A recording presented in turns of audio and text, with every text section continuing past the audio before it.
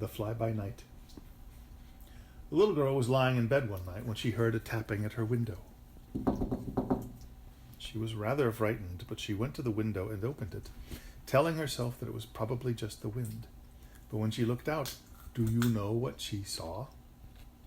A figure, a black object, and on a flying cat. It was a little creature as black as soot with bright yellow eyes, and it was sitting on a cat that appeared to be flying. "Hello," said the creature. "Would you like to come flying?" "Yes, please," said the little girl, and she climbed out the window and on the cat, and away they flew. "Hang on tight," cried the creature. "Where are we going?" asked the little girl. "I don't know," called the creature. "Who are you?" asked the little girl. "I haven't got a name," said the creature. "I'm just a fly-by-night." And up they went into the air, over the hills and far away. The little girl looked around her at the bright moon and the stars that seemed to wink at her and chuckle to themselves. Then she looked down at the black world below her, and she was suddenly frightened again and said, "How will we find our way back?" "Don't worry about that," cried the fly-by-night. "What's the matter?" And he leaned on the cat's whiskers, and down they swooped toward the dark earth. "But I must be able to get home," cried the little girl. "My mother and father will wonder where I am." Poop-de-doo, cried the fly-by-night, and he pulled back on the cat's whiskers, and up they soared, up and up into the stars again, and all the stars were humming in rhythm. Boodle-dum-dee, boodle-dum-da, isn't it great being a star? And all the stars had hands, and they started clapping together in unison.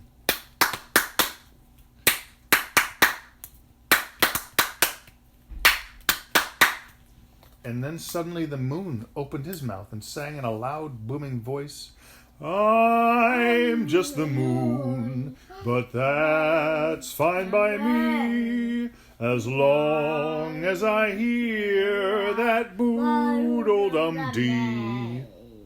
And the cat opened its mouth wide and sang, "Whee!" And they looped the loop and turned circles to the rhythm of the stars.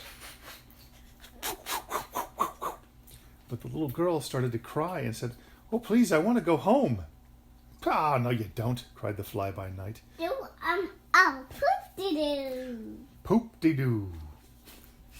"No, you don't want to go home," cried the fly-by-night, and took the cat straight up as fast as they could go. Whoosh! And the stars seemed to flash past them like silver darts. "Please," cried the little girl, "take me back." "Spoil sport," yelled the fly-by-night, and he stopped the cat dead, then tipped it over, and down they fell so fast that they left their stomachs behind them at the top and landed on a silent hill. "Here you are," said the fly-by-night. "But this isn't my home," said the little girl, looking around at the dark, lonely countryside. "Oh, that'll be around somewhere, I expect," said the fly-by-night. "But we've come miles and miles from my home," cried the little girl. But it was too late. The fly-by-night had pulled back on the cat's whiskers, and away he soared up into the night sky, and the last the little girl saw of him was a black shape silhouetted against the moon. The little girl shivered and looked around her, wondering if there were any wild animals about. "Which way should I go?" she wondered. "Try the path through the wood," said a stone at her feet. So she set off along the path that led through the dark wood. As soon as she got amongst the trees, the leaves blotted out the light of the moon. Branches clutched at her hair, and roots tried to trip up her feet, and she thought she heard trees sniggering quietly, and they seemed to say to each other, "That'll teach her to go off with a fly-by-night." Suddenly she felt a cold hand gripping her neck, but it was just a cobweb strung with dew. And she heard the spider busy itself with repairs, muttering, "Tut, tut, tut, tut, she went off with a fly-by-night. Tut, tut, tut, tut." As the little girl peered into the wood, she thought she could see eyes watching her and winking to each other, and little voices you couldn't really hear whispering under the broad leaves. "What a silly girl, to go off with a fly-by-night. She should have known better. Tut, tut, tut, tut." Eventually she felt so miserable and so foolish that she just sat down and cried by a still pond.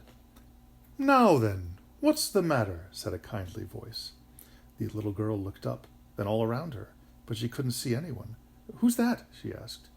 "Look in the pond," said the voice, and she looked down and saw the reflection of the moon smiling up at her from the pond. "Don't take on so," said the moon. "But I've been so silly," said the little girl, "and now I'm quite quite lost, and I don't know how I'll ever get home." "You'll get home all right," said the moon's reflection. "Hop on a lily pad and follow me." So the little girl stepped cautiously on a lily pad, and the moon's reflection started to move slowly across the pond and then down a stream, and the little girl paddled the lily pad after it. Slowly and silently they slipped through the night forest, then out into the open fields. They followed the stream until they came to a hill she recognized, and suddenly there was her own house. She ran as fast as she could and climbed in through the window of her own room and snuggled into her own dear bed. And the moon smiled in at her through the window, and she fell asleep thinking how silly she'd been to go off with the fly-by-night. But you know, somewhere deep down inside her, she half hoped she'd hear another tap on the window one day and find another fly-by-night offering her a ride on its flying cat. But she never did. That's so silly!